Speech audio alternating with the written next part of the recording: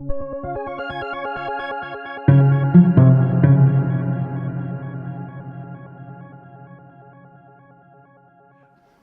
I'm David Domke. I'm chair of the Department of Communication at the University of Washington.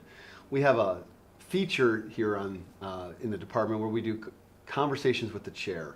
It's usually with a faculty member, a staff member, a student, or an alum who's doing something very interesting, and we want to just kind of pick their brain and ask them about that work and then share it out with our community. So today I'm joined by a colleague of mine, Associate Professor Richard Kielbowicz. Thanks for coming, Richard. Thank you. Yeah. I wanted just to ask you in a few minutes here about a recent award that you've received, okay? But to start with, maybe could you just kind of situate how long, did you come here in 1985 to the university? Oh, wow. I think it was actually August of '84. Okay, August of '84. Please don't remind me. and so kind of what is kind of your general impression of journalism / communication here at the University of Washington, and what do you think has kind of been appealing to you over those many years that you've been here? Well, when I came here, it was fairly compartmentalized. We had the old school of communications, we had the Department of Speech Comm, and there are bits and pieces elsewhere in the university. Yeah. These days, of course, I think we're much better integrated into one much larger unit here, and then better contacts with units across campus. So journalism, which used to be pretty distinct now, I think is really well folded into general communication studies.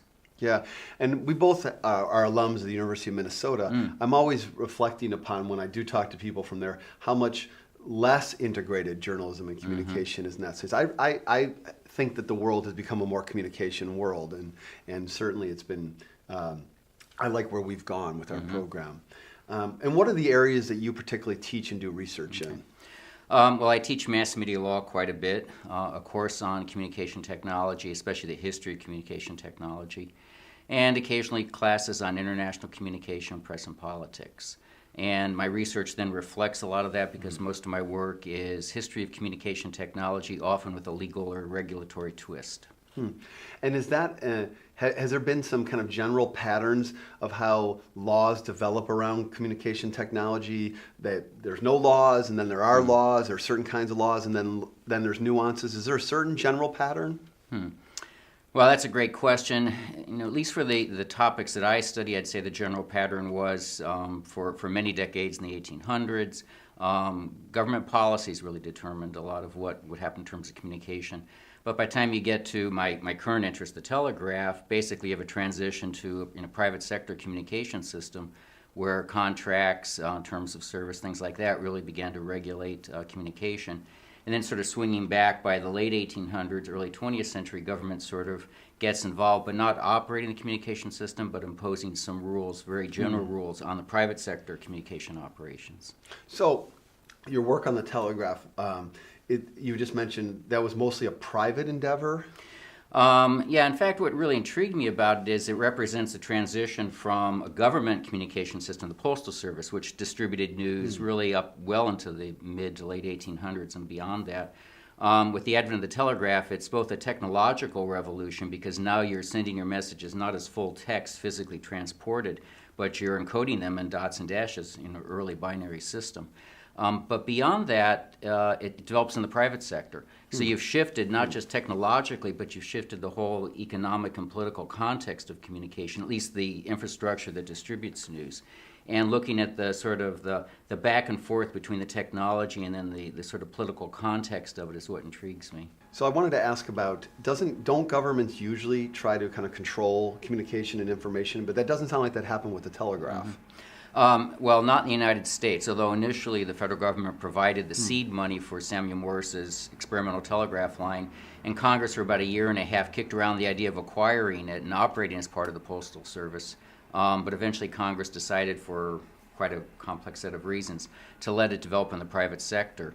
And in virtually every other country, including those that are similar to the United States, the telegraph system did develop as part of government and usually was operated as part of the post office. then, for decades thereafter, throughout the late 1800s and up to about 1920, there were repeated efforts to basically nationalize the private telegraph system in the United States. Congress held at least dozens of hearings and all kinds of reports pushing for what became known as the Postal Telegraph. People use the phrase, let's postalize telecommunications, both telegraphy and actually the argument was, let's do the same thing with the telephone. That obviously did not work, but there were various levels of governmental regulation that were imposed upon the telegraph, beginning at the state level pretty early and then the federal level beginning in the 1890s. Okay. Well, I want to ask about parallels or not to the internet today, but we'll come back to that later in the conversation. So you've just received the Katherine Covert Award for the outstanding article in journalism and mass communication history? Yes, in mass communication history. Yeah, awarded by the Association for Education in Journalism and Mass Communications, journalism or mass communication history division, right? Yes. This is the second time you've received this, a very prestigious award. Yeah, congratulations. Oh, thank you. Is it on the Telegraph and the development of the Telegraph? Yes, the work that I received it for is a piece called Regulating Timeliness, where the timeliness I interpret as telegraphic news. So out-of-town news that was delivered to newspapers by wire. And I examine the very many levels of regulating timeliness, everything from reporter-source interactions through the various types of contracts that telegraph companies had with newspapers, wire services had with newspapers, through all kinds of industrial maneuvers, including the efforts to nationalize the telegraph. The press was a major player in that, actually trying to stop it. And then oddly enough, even after a story is published, there are elements in the way in which timeliness is regulated. So I look at those different sort of layers of regulating timeliness from the beginning of the telegraph, really up to the point where the telegraph fades away and is replaced by distributing news from computer to computer. That's about 1970. So timeliness is the concept of that news is partly defined by things that are happening now or recently? Exactly, and how quickly it gets from the side of the story or when it's discovered by the press to the audience. Sure. And did that become much more of a news phenomenon with the Telegraph? Certainly if you're talking about out-of-town news, basically you see the beginnings of what we would consider today's news cycle, where we have, daily report of news from around the country, around the world, punctuated with sort of breaking news as it develops during the day. And the Telegraph made that possible. So certainly by the 1850s and then ever faster thereafter, if you were reading a newspaper in a major city, the news would be from around the world less than a day old, and often there would be multiple editions where the news could be hours old. And people would gather outside newspaper offices and read the news as it was posted on bulletin boards. And in times of elections in New York City, you'd have thousands, maybe tens of thousands of people standing around outside the newspaper offices watching the news being posted as it came in. So today, when you're teaching undergraduate students or graduate students about communication technology, media law, kind of government relationships, what are a couple of the things that students really want to know about today? Well, of course, social media, and they hear all the horror stories of social media, and this isn't really my area of expertise, other than talking about it to some extent in the media law class. But they're concerned, obviously, about privacy. And that's actually an issue that came up to some extent in terms of the Telegraph.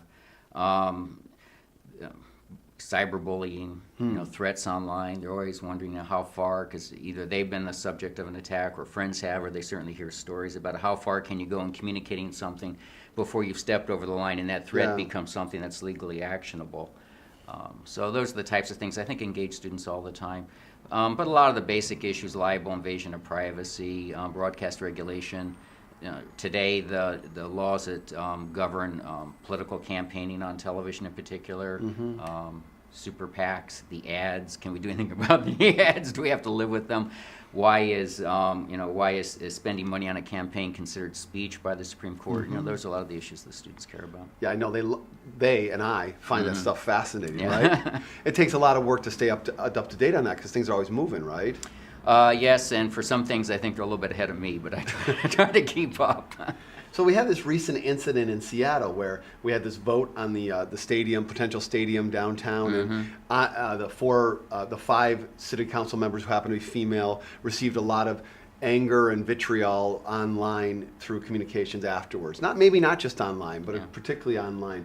Is that kind of an instance of where the anonymity of the technology, or at least the seeming anonymity, produces a level of hostility that's not really been part of the media arena before, or is differently there now? Well, I think you're right that the anonymity has allowed people to say things that otherwise they wouldn't say, and frankly, they're fairly well protected, not just by the technology, but by law. That was a horrible situation, but it would probably be very difficult to prosecute any of those people for making, a threat that was considered what the courts would say is a true threat that you expect somebody to follow up on. So the terribly corrosive discourse that we now see, used to see maybe just in politics, and now is really extended to the social arena. For better or worse, the United States is very well protected. Yeah, okay.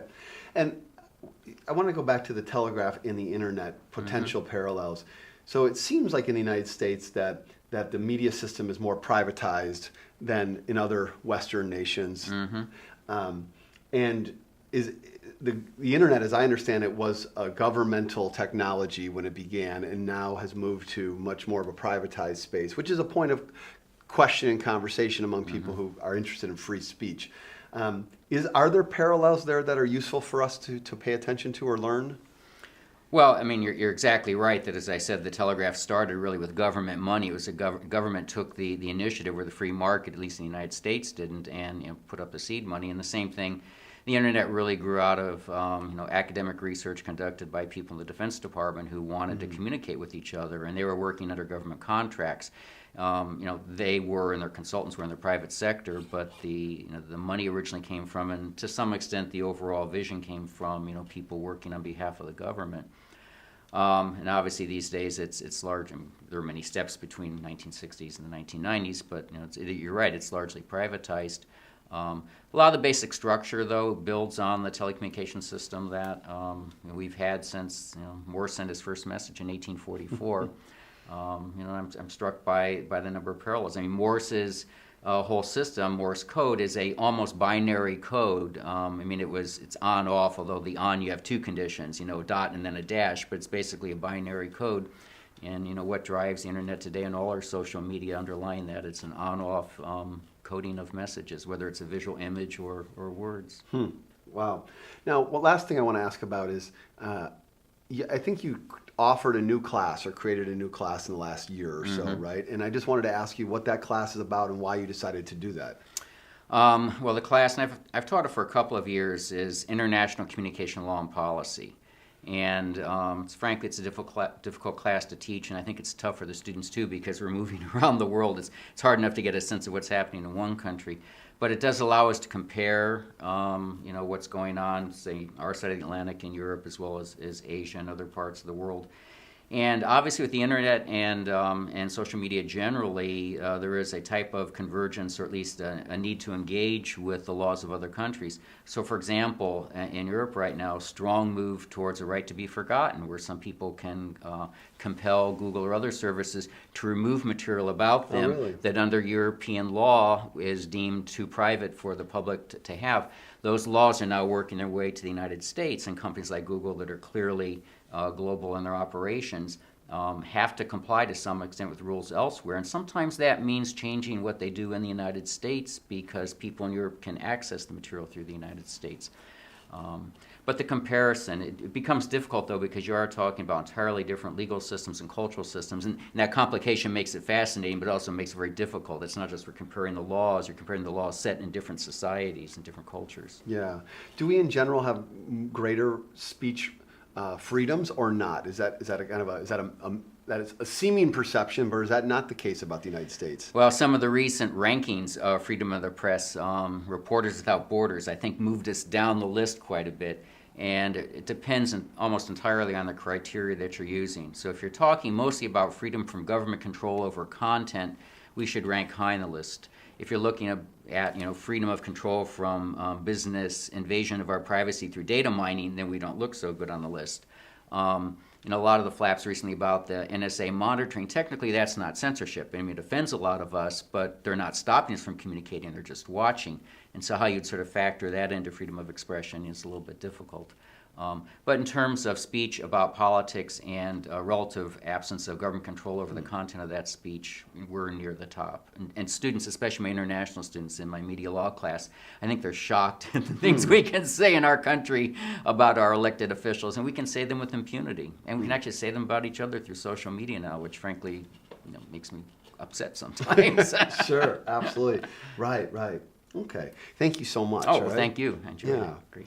I'm David Domke. I'm chair of the communication department here at the University of Washington. We're speaking with Richard Kielbowicz, one of our top colleagues here at the university. Just received the Katherine Covert Award for Distinguished Research in Mass Communication History from the Association for Education in Journalism and Mass Communication organization. Thank you so much, Richard. Thank you. Yeah. See ya.